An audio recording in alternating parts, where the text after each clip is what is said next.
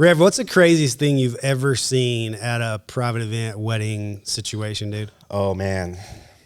There's been a couple, but one in particular, I forget what the event, I'm not going to say what it is. I don't want to give out like a lot of the details, but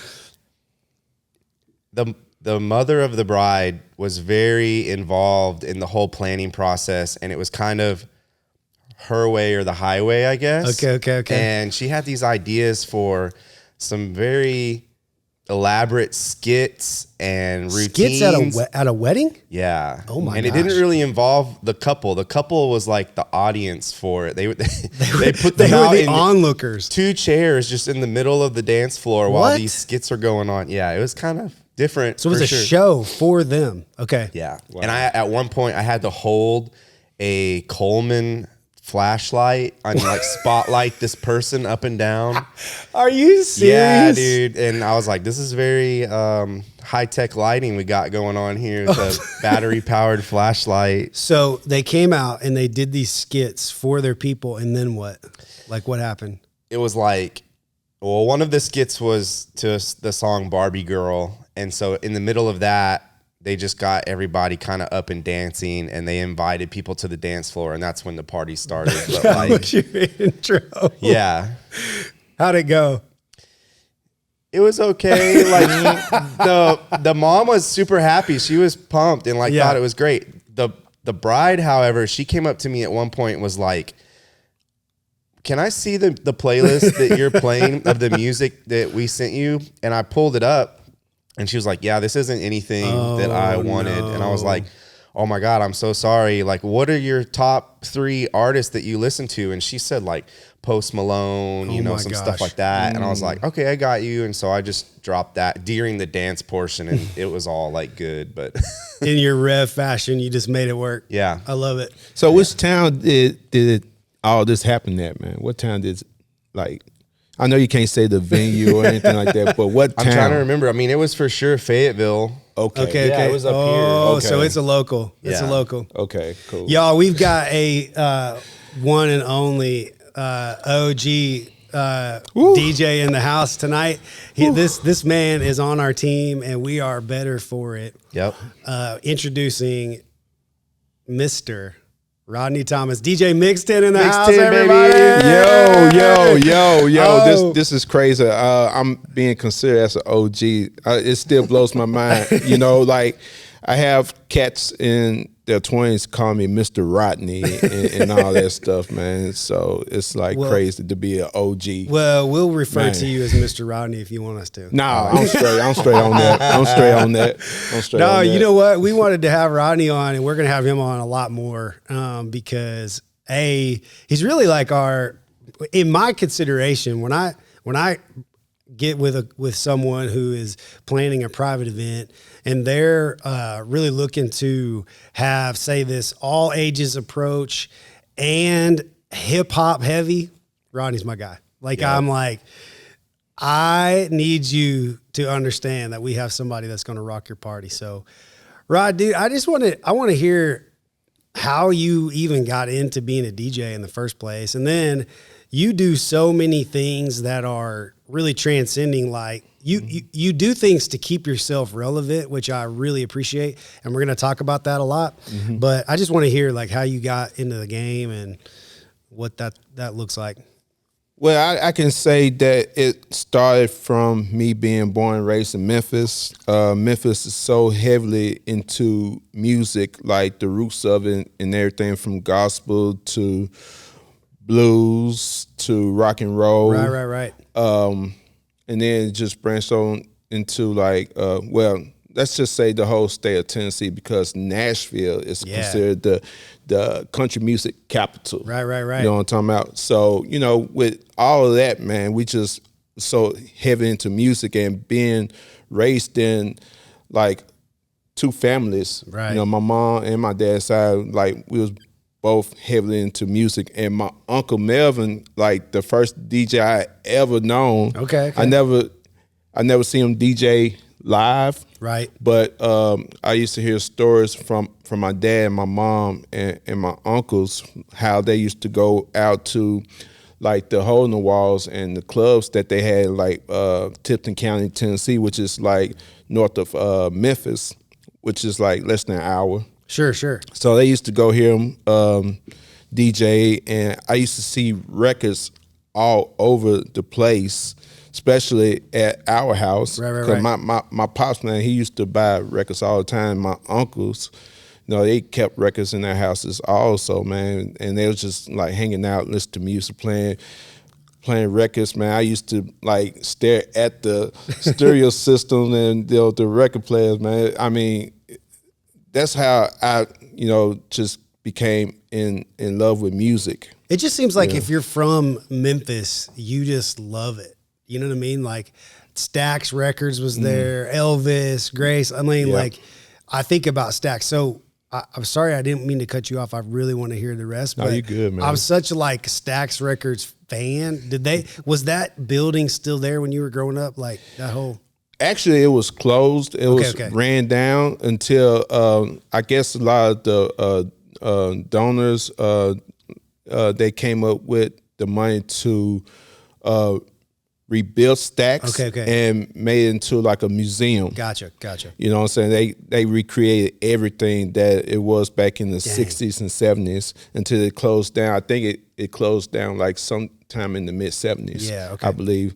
So back in, I believe, like early 90s, they just decided to create like the museum. Mm-hmm. And, oh, man, I must have went there multiple times. Okay.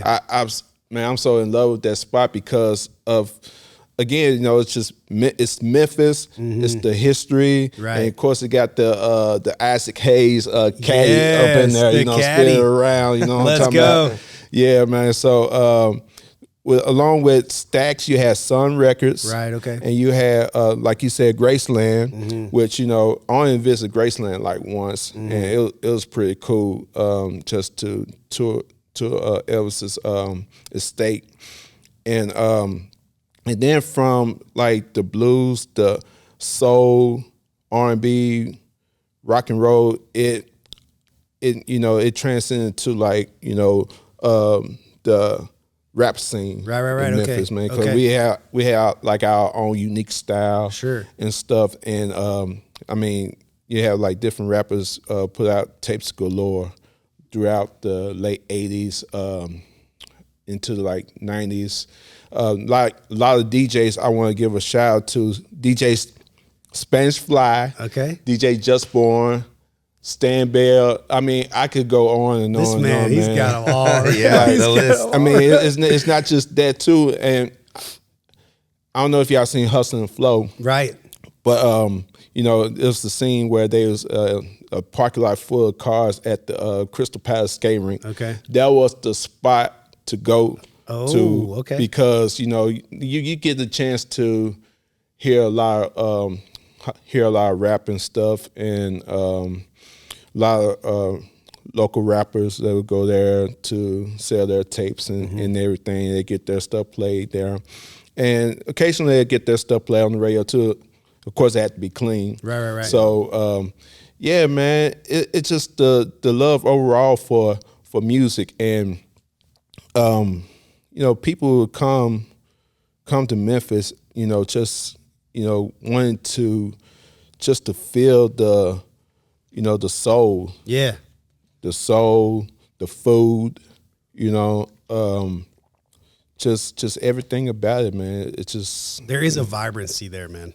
Like you go and you're like, this is dope. Like, everything that you're saying is totally That's one thing I love about this dude. Is like ever since I've known him, he represents Memphis and Tennessee so hard. It's even in his name, like Mix 10 is TENN for like Tennessee. I think that's super dope. I don't think it took me that long to come up with my DJ name. Because whenever I really got serious about it, I just didn't want to be called DJ Rodney. Right. So I was thinking to myself, it had to be something that I do as a DJ, and it had to be from a name that represent where I was born and raised, where I'm from.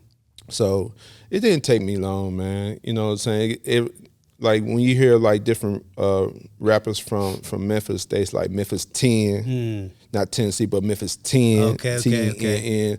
So, I guess, coming from listening to a lot of, back home stuff, it just came. Yeah, just came to my mind, man. And we were sitting around a couple of nights ago, and Rev was reminiscing about how he met you, and that you used to DJ here local. You ended up moving to Northwest Arkansas, and you make your home here now. Mm-hmm. Get to go back to Memphis whenever you need to and whenever you want to. But a long time ago, you guys, Rev was remembering that you used to DJ in this barbershop.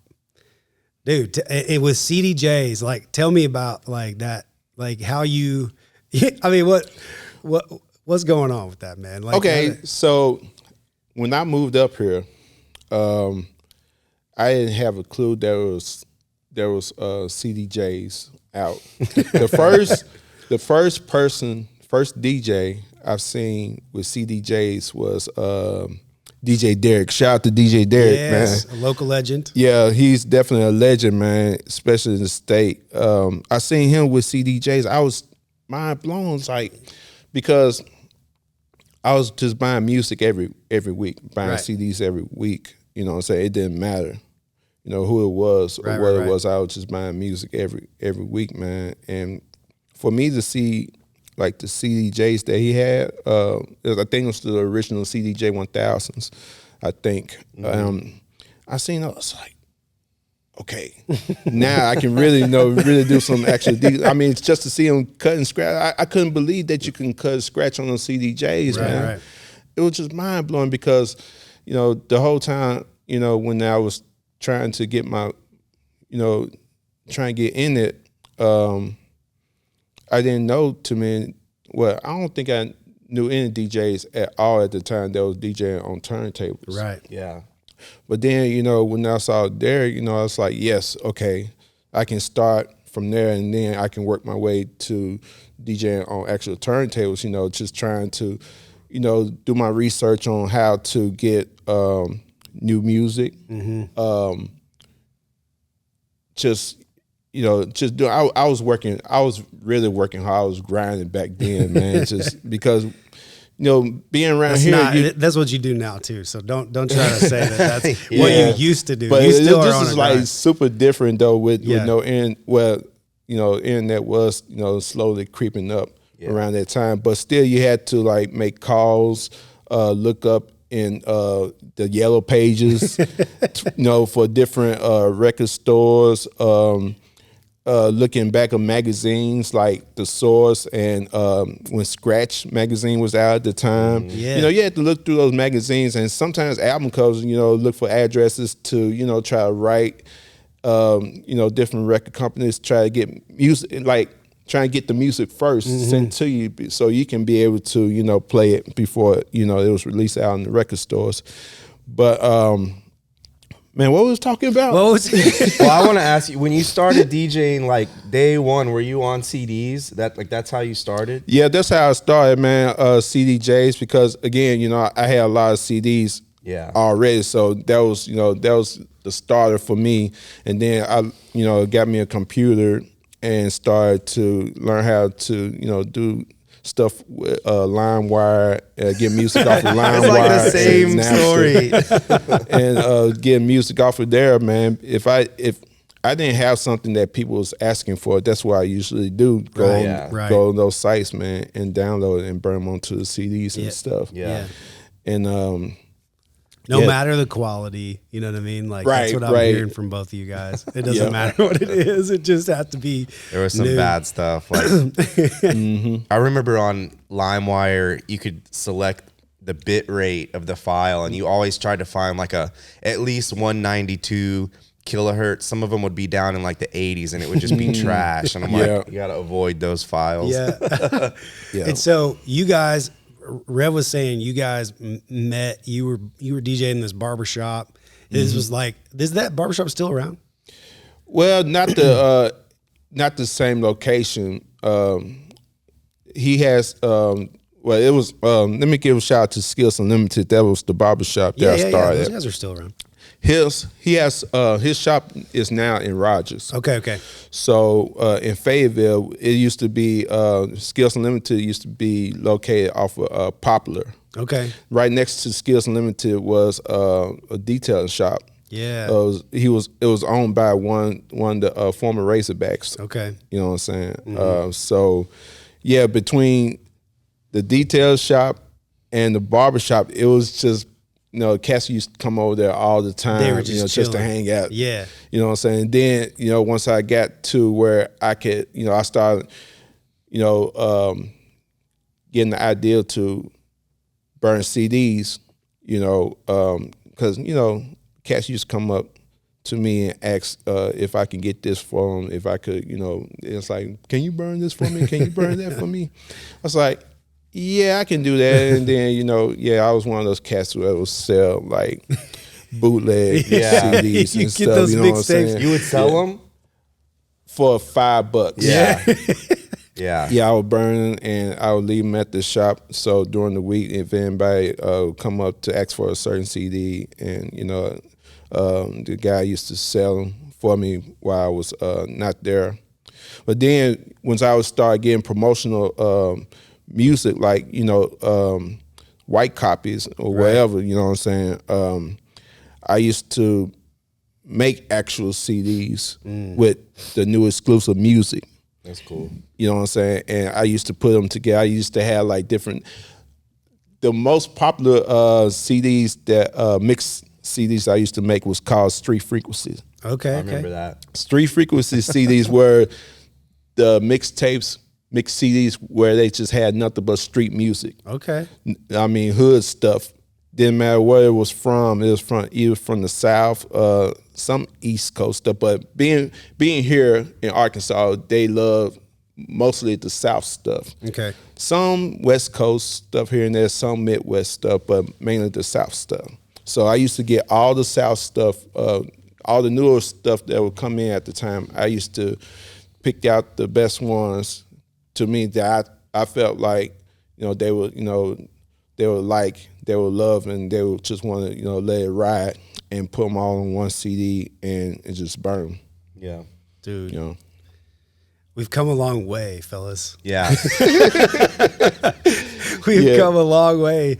And now I don't even, like, what you are both talking about is like, you might as well be speaking a different language to me. Like, I didn't even learn how to DJ with any of that stuff. Like, and the jump from going to like CDs where you're flipping through a book to a laptop, it was so scary. And like getting all that music transferred to MP3 files, like you had some of it, but CDs that you bought from the store, you'd have to rip. It was called like ripping the CD into the computer. And that would take hours, man, like going through stuff. So you had to be, you really had to be dedicated, or you had to really start over. Yeah. Or you're just downloading other, on songs or whatever, right? But then at the time, you had like websites, record pool websites. So where we didn't really have to rip all the CDs we already had. We could go through those websites, and some of them was free. The DJs created, of course. We'll go through those websites and download those certain songs with the clean, dirty, acapella instrumentals, all that, without really having to rip the actual CDs onto the hard drive. Right. See, I didn't know about all that at the time. Like, I should have known about it, but I didn't. Man, I guess it was just, being able to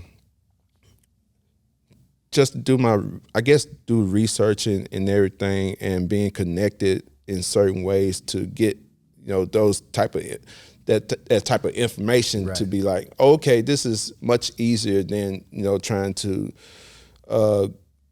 just buying a CD and then just ripping it just to have, it was crazy times, man. It's definitely crazy times. You had to do what you have to do to get the music that you needed, basically, so that you could perform and be at your best. Well, at the beginning I asked, what's the craziest thing you've ever seen at a wedding? Rod, what's a crazy, can you think of a crazy thing that you've seen lately at an event that you're at, or something that because we were talking off air before, we were even saying, what's the craziest thing you've seen a bride do or a couple do or whatever? Have you seen anything crazy lately? Well, it hasn't been lately. You're like Mr. Cool anyway. So most of the time things are just like an even flow with this guy. Have y'all ever been a part of a wedding reception where the bride gives you a list of songs? I'm talking about a complete list of songs that she wants to have played at the reception, and you couldn't like go all over the list. You have to play it like straight in order. in order. Yeah. Because one time I was in that situation, and the bride noticed that I played one song out of order. What? No and she way. came up to me. It's like, you supposed to play this after that. Oh my gosh. I was like, oh my gosh. That's too much. No, dude, I've never had that happen, but I have had, people obviously, yes, give me the list, and then I'll take some creative liberty and add some things to it, and they send a friend to the booth, and they say, hey, the bride was wondering, do you have the list that she sent over? Yeah, I had that. That's happen always to me. the qualifier question Yeah. of like, hey, stick to the thing. Yeah, it's like, oh, really? I know. But, some of those songs, they don't know about, the mixing aspects. Right. When it comes, to DJing. Right. Like, we want to keep the tempo at where it is for a certain amount of time, then switch to another tempo. Yeah. But they want to be like an EQ, just go up a tempo up to 126, and then the next song down to 85, and then the next song's like, I was like, that kind of messes up the flow a little bit. Yeah. If you ask me. Yeah. You know what I'm saying? I agree. Rev, how do you handle stuff like that?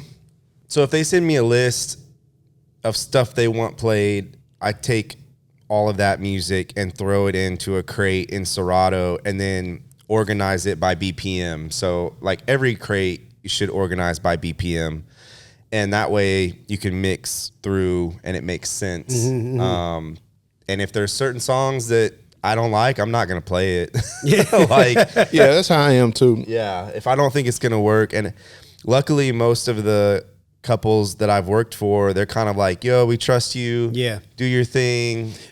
This is kind of the vibe we want, but it's your thing. Like, so I like that. And I think more recently people trust the DJs a little more. And I think us as like a company, people know what they're going to get, and they can expect quality mixing, and they don't have to micromanage as much to get like that result. I think a lot of that comes from people having a bad experience.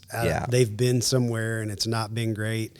Things have been slow, or the DJ is not paying attention to the dance floor, and so it just gets lost. And so they feel like, well, I need to micromanage this person. Yeah. But again, like I really try to set all of our teams up for success.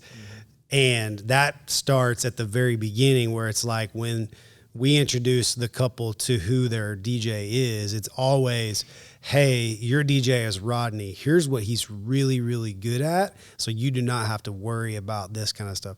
Your DJ is Rev. Here's what he does, And I think people miss that. And I did when I first started, was positioning yourself inside of the market, and then it reduces the amount of people, kind of freaking out on you that you're not playing definitely not playing their stuff. Although it still happens. Like, it's still, people get, I just talked to some people today that they were very adamant about certain things that I know are going to go fine, and that it doesn't really matter, but we have to acknowledge that it's important to them, that sort of thing. So, well, I didn't start with CDJs or ripping stuff off LimeWire or Napster or any of that stuff. It was all pretty cut and dry. I feel like I have it a little easier than you guys. For sure. But what has evolved? Like I'd be curious to hear what both of you guys would say to this. Is like, what's your favorite new DJ tool right now? I know what mine is. I want to hear his. My favorite DJ tool, new one. Or what you're using, you know, like. I love my Rain 12s and my 72 mixer. Okay. Mainly because you can use your drops. You can use your drops whenever you're recording the mix. Okay. And we'll get into that for sure. I want to hear that. Yeah. It's just one of those deals where, you know, you're not just recording a mix and, you know, and you don't have to worry about, you know, if another DJ, you know, were to download your mix and put their drops in. Oh, okay. So you won't have to, you know, so people would be like, you know, okay, this is such and such mix. So, you know, they know who's doing the mix, basically. You know, when you put your own drops in it. I love the I just love like the cue points when it comes to you know, using, you know, before there was pads on the mixers. You used to try to, you know, do your cue points on your laptop. Okay. Manually, like push on the cue point. So wait, you would have to set a key on the laptop as the cue point? In Serato, your cue points that you set for the songs are numbers 1 through 5 and 6 through 0 up at the top. And then you have a sample bank. At some point, Serato developed a sample bank that you can load drops and like air horns and all that stuff. Right. And it's the very bottom keys, like Z through M. And so you have to hit those, and it'll do like your air horn or whatever, like you're in the mix with DJ whatever. Like that stuff is the bottom key. So you be hitting different keys on the keyboard. Okay. But now with the pads on the mixer, you can access that sampler right there, which is not intuitive as to me yeah. because that's how I learned how to, like, it was always available. I still do samples on the keyboard. I know. Like I watch both of you guys.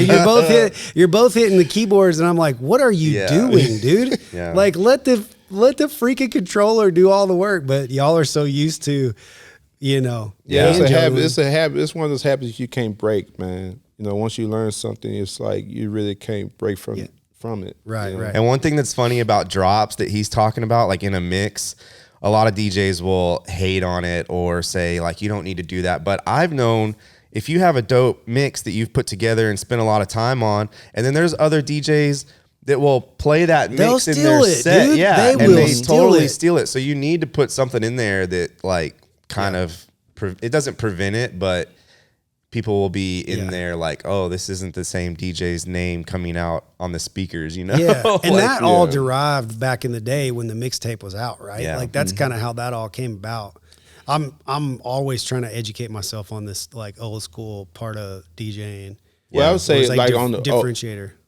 I don't mean to interrupt. No, you're like the man. Back on the old school mixtapes, you know, you have the DJs actually have a mic like this, right? Okay, talking over, you know, their mixes and stuff. You know what I'm saying, while they recording it, and you know that was the unique way of letting people know who you listening to. Okay, you know what I'm saying. They don't necessarily talk all over their mix like most DJs do now, but you know, every few songs they'll jump on the mic, give a shout out, you know, to who and what, you know what I'm saying. Right. So they really didn't have drops. I mean, some of them that had like the money to have all that equipment to do it. Yeah. But most of the DJs that have the mics, they do their drops and shout outs and stuff. Gotcha. With the mics. Gotcha. What's your tool, Rev? Like what tool you I feel like I'm about to sneeze, so hold on. No, okay, so technology-wise, I love stems. I think that is like a huge game changer, and I didn't use it for a long time because I had an old MacBook, and then when I got the newer one, it just opened up a whole world of, and I don't use it that often, but there's certain times it just makes stuff cleaner, you know, instead of mixing and dropping out the bass EQ, which is a pretty standard practice, you can actually drop out the whole drum track and replace it. And one thing I've been doing lately is whatever song I'm mixing in next, I cut the vocals on that and I'll just run the melody underneath whatever song that's playing, you know? Yep. And I think that's pretty cool to like, because people will hear it and recognize the melody. And then this is something I'm dealing with is like, I have my cue pad set up where I replaced the something slicer. I never use that thing. I don't know. So I put that as stems, but then I'm trying to trigger like a cue point and stems at the same time. So a lot of DJs will use an external pad, like that Pioneer. I don't know what it's called. Like it's got like 8 or 16 32 pads, and they're up there like doing all this stuff. So that's kind of like the next level of it. You feel like that's what you're gonna do next? No. I'm always you're gonna stick to your laptop. You'll be like, beep, beep, beep, beep, yeah, I used to get made fun of because like when the S9 mixer came out and everyone was hopping on that and it was like the sickest battle mixer, I was still using a Rain 57 and for a while I had a Rain 56 with the Serato box. I remember those. That you had to like plug the USB in and run your RCAs into. And these guys were like, why are you still using it? I'm like, I'm just comfortable with it. Like no one out here even knows what y'all are doing. They don't care. They just want good music. So I was very anti-technology, but now I love it. And I've kind of grown to like adapt it. But I avoid updates until it's like totally solid, great. you know, because I don't want something to crash. Yeah, I'm the same way. Like I'm always freaking out of the next, download, the next firmware. I'm like, yeah. But yeah, I feel like things are pretty solid right now. Until yesterday, they freaking announced Alpha Theta taking over the world, and now it's like, I don't understand. Who knows what's going to happen with this whole deal? But that said, like I wanted to have just another kind of side conversation about just the future of DJing and where we feel like things are moving. I know, Rodney, you are the most prolific sort of mix show person that I know. Like you do a couple a week. You've been doing it for a long time. Like I would love to hear where you think that's going, and like maybe what you think that can do for DJs. I'd just love to hear your thoughts on like mix shows in general. Well, with mix shows, man, it's just basically showcasing. For me, it showcased my love and knowledge for the music that I already have. Right. I like to take people to school, pretty much. You know what I'm saying? Like Professor Rodney. Here we go. PhD. Here we go. So like the love for all the old school music, man, and and a lot of music producers, artists sampling like a lot of the older stuff. Yeah, they are. And some people don't even know that it was older stuff. So I like to play, like most DJs, play the sample first and then bring in the the current. I think that's so dope. Yeah, that man. style. And I was just literally telling Sarah, my wife, I'm like, every song I hear now, it's something from old. Like they're sampling and they don't, it's lazy too. They don't sample it. They just rewrite one word or two and it's the same, like basically lyrics, and they just add a different, like, I don't know. It irritates me. And like he was saying, like younger generation, I'm old, like I'm going to sound old, but they don't know the original stuff. No. And I think now that I'm having a kid, I'm going to be like, everything we play is going to be, good music in the house. And I think like that's one thing I was kind of missing growing up. I don't remember there like being a lot of music playing around, and I don't know, I would just find random CDs to listen to. And so with my kid, I want to introduce him to like those dope old school stuff and mixes that he makes, like see that's the thing too about kids. Like my son, he's 20, man. And he listens to a lot of the newer stuff, but sometimes he surprises me, man. It it never fails. He surprises me whenever like a certain old school song is playing, like from the 70s, and it's like, who's that? He has to Shazam it to find out who it is, and I just straight up tell him, oh, that's such and such, man. Yeah, that's such and such. Yeah, don't even trip. And he ended up going on Spotify and finding the song and saving on one of his playlists. He's really into like all the older slow jams stuff. Oh, okay. That's cool. Yeah. That he really gets that from me, man, because I was all about like the slow jams. I'm still about the slow jams, but when I was his age, man, that was all I was about, all the slow jams, because I was, really, I was that dude that was really, trying to be romantic. Yeah, he's the hopeless romantic. Yeah, you know what I'm saying. So he's trying to. Yeah, I get it. He's got that heat going. Yeah, well, so I let's say it's a generation thing. Yeah, it is. I get that from my pops. I got it from my pops. Now he got it. Now. Right. You know what I'm saying? But now going back to like the future of DJing, I really hope that when it evolves, that people don't forget, where it all started. As far as like the equipment, the technical stuff, we gotta keep it. We gotta keep it on that, because it's gotten so easy, man. Yeah, it's gotten too easy. Yeah. Like anybody can get in it, but the key about it is to have that music knowledge. You have to DJ's gonna have to keep digging. We have to keep teaching the young ones, the up and coming ones, that they really have to dig for music. Go back, listen to this decade. Learn about what music sound like now. Some of that stems from what was created back back in the day. Yeah. So we have to keep teaching. We have to keep schooling. We have to do it the right way. Teach them the right way. Have them to get the experience of DJ on turntables, which, some of those DJs, some of the newer DJs I've seen, they all about learning,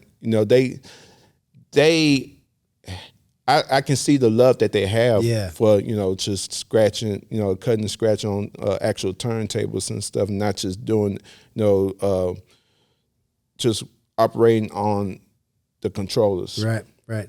Controllers are very convenient in most cases. Yeah. So I'm never gonna knock that, because I guess because I'm in my mid-40s and you have a controller. I've seen you use it. Yeah, exactly, man. And some environments calls for turntables, because people want to see DJs rocking on turntables. Yeah, they do. And they do. And rain 12s and stuff like that. But some other environments, you can still rock it on controllers. Yeah. You know what I'm saying? You can show them that you're a real DJ, or you doing real DJing or whatever. Yeah. You know what I'm saying? Well, and I think that I like what you were saying earlier about your Rain 12s and your 72. Like, that helps you with your live streams and that sort of thing. Like, if we're shooting, or if you're recording a mix show, like, you can do all of that right there with that piece of equipment. Whereas if you didn't have that, you'd have to piece it all together. It would be really, really kind of hard. What do you think is the future for even private event DJs? Like, where do we see just even sort of the, for lack of a better term, like marriage of the old school way of DJing? Now it's kind of marrying it to the newer school way of DJing. And then where do we think that's going to take next level? I say all that because we were just laughing a couple days ago. We all three walked in. I said, did y'all see that video of that person? Like, they weren't even really DJing. Like, they were playing a track and they were up at a festival. Like, that's what was crazy, is that it was at a festival and this person was not even hitting the cue points on beat. Like, I I'm flabbergasted. And it's just like, I don't want that to be the future, right? No. But it's like, you know, it's crazy. So I don't know. I don't know really where I'm going with that. But that concerns me is AI. Yeah. And I feel like with Spotify and it having this huge music library and so much data of people putting in, oh, I like this song, I like this song, it might eventually get to the point where someone develops this app that you just plug in and it plays everything seamlessly and you have control over it. You can set up your reception playlist or whatever. But the caveat to that is I look at music as an art form and DJing is an art form. And anybody who's an artist always uses technology and develops it, and it goes different ways, you know? So having a live person is always going to be, I think, the cutting edge and keeping it alive and being able to connect with people. Like, people don't want to connect with a computer or a robot. Like, you even see it when you go to like a restaurant and there's like touch pads and this is how you order. It's like, no, I want to talk to a person. And maybe this is just me being old again. I don't know, but I like talking to people. And I think, you know, couples getting married, they want to interact with a live person DJ and have that experience. And that's, I don't know, that's where my head's at on it. Yeah. I think you're right. Like, a part of me is like, I don't feel like we really ever have to worry about that because of the experience that we provide just lends itself to, they want us around because we know what we're doing. But I think, you know, I think for me, I'm like, it's another tool in the tool belt. Like I talk to people a lot that are in the industry that are like, shoot, AI is ruining DJing. AI is ruining everything. But for me, I'm like, well, I just kind of use it as a tool. Like it's cool. It's helping us do the things that we want to do. Yeah. And so I think there's a lot of things on the horizon. I think, you know, for us, we're going to experiment more with Twitch, and we're going to experiment, even though that's like it feels old right now, but it's like having this resurgence, you know, Twitch and mixed shows and live, all that kind of stuff. Yep. I hope that, you know, music labels and independent artists even realize the power of that and are going to be cool with us, like mixing on YouTube live or, you know, that sort of thing. And, you know, I don't know. It just seems like we're getting there. It's like, you know, where we're going to get. All right, let's pull this ship into the harbor. We have had a couple of questions, you guys, from people that have been watching the podcast that are newer DJs. Both of you have been DJing for a long time. Mm-hmm. What would you say to someone who is trying to, you know, break into the DJ, you know, arena with, say, private events somewhere, or how would you advise somebody to get started actually getting paid to do this? Yep. I want to jump in this one because the number one thing, it's all about having the music knowledge. You gotta know your music. That's I can't stress that enough. You gotta know your music, man, because if you don't know your music, you're gonna be stuck in one of these events, man, trying to stretch the party out. You know what I'm saying? If you only know like the very few songs that will get the people like hyped up, and then you don't have nothing else in addition to keep it going, man, then you know you're just gonna suck in a way. You know? I mean, he's trying to take people to school. He's trying to take people to school. I've learned being here in Northwest Arkansas, you gotta know everything. You gotta know your rock. You gotta know especially gotta know your country. Yeah, you definitely gotta know your country, because a lot of people around here, they like everything. Mm-hmm. Oldies, 50s and 60s stuff. Mm-hmm. You gotta learn your disco. If you know people asking for disco, you gotta learn your disc, not just the huge disco hits, but you know you gotta learn your rarities, your B-side stuff too, man. Because sometimes some of that stuff fits perfect, in your sets, man.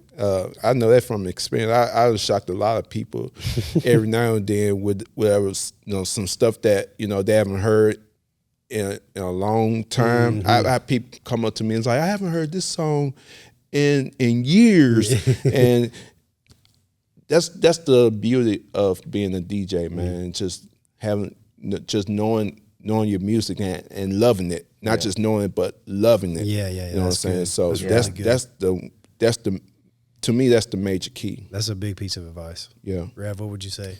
Okay, I got two. There's a book that I read when I started DJing probably 4 or 5 times, and the title of the book is How to DJ Right.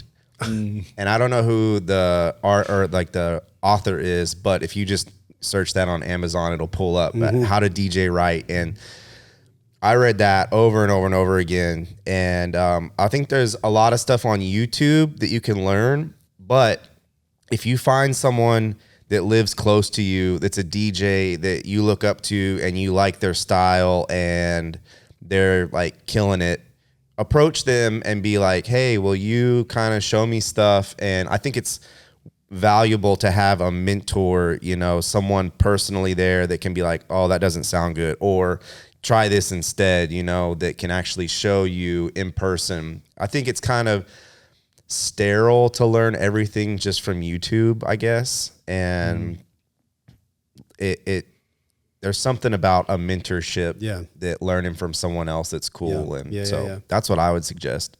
Yeah, I think the thing that I would add is just that, to both of your point, it's almost as though you really just have to dedicate yourself to being really good at performance. Like if you can get to where you feel super comfortable, no matter who's in the room, how many people or whatever, like you feel so confident in yourself, that confidence is just going to take you to the next event, to the next event, to the next event, to the next event. I remember like it was yesterday, the first big event that I ever did that was more than 125, 150 people was this massive awards ceremony here in Northwest Arkansas.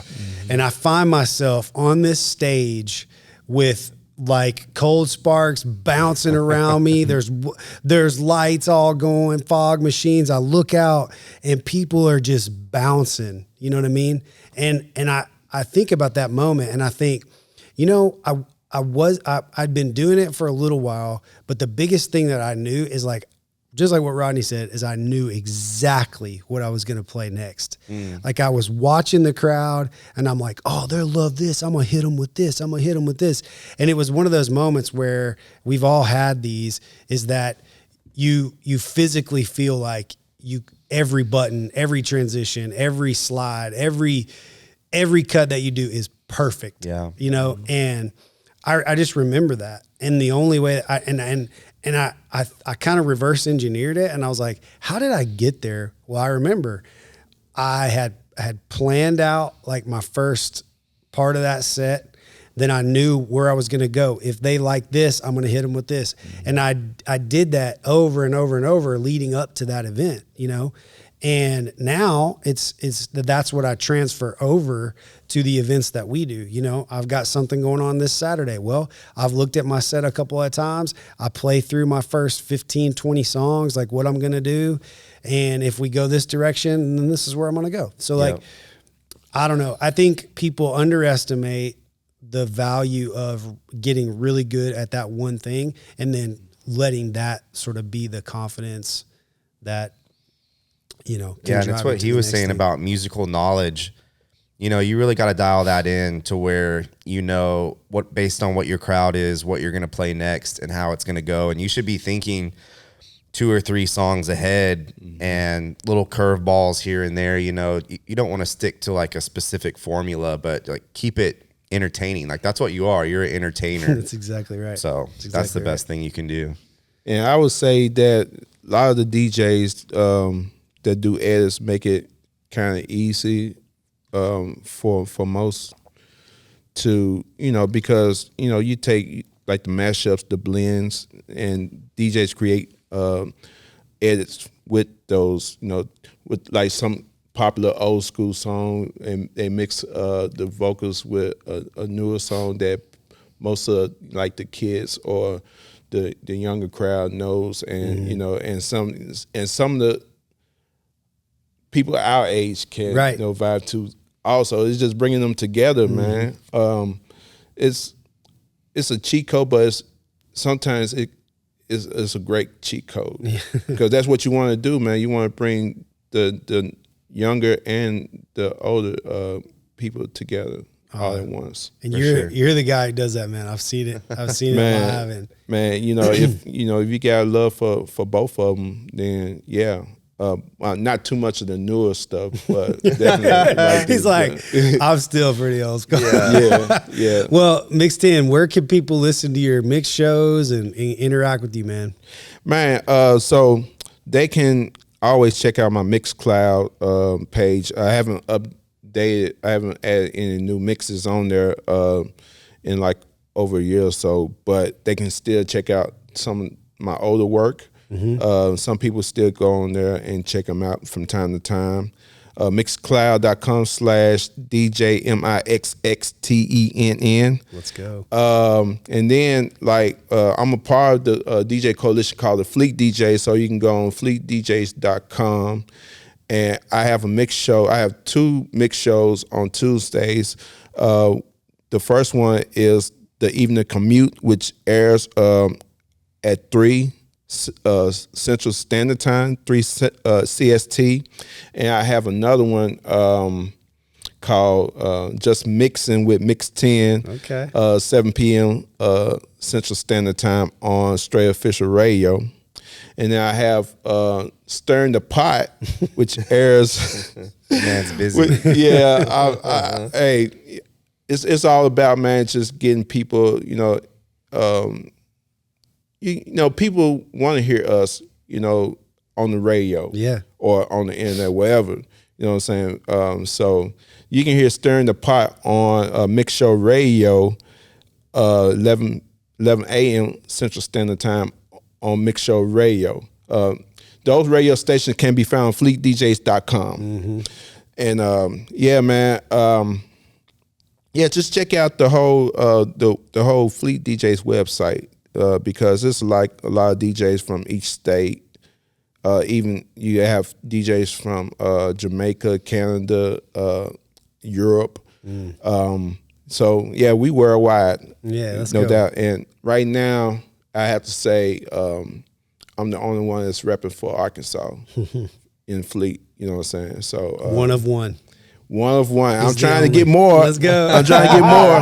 And just to add one more thing about Fleet DJs, it's not just a DJ coalition. We have music producers. We have makeup artists, models. Wow. We have videographers, photographers. I mean, we have like different music divisions.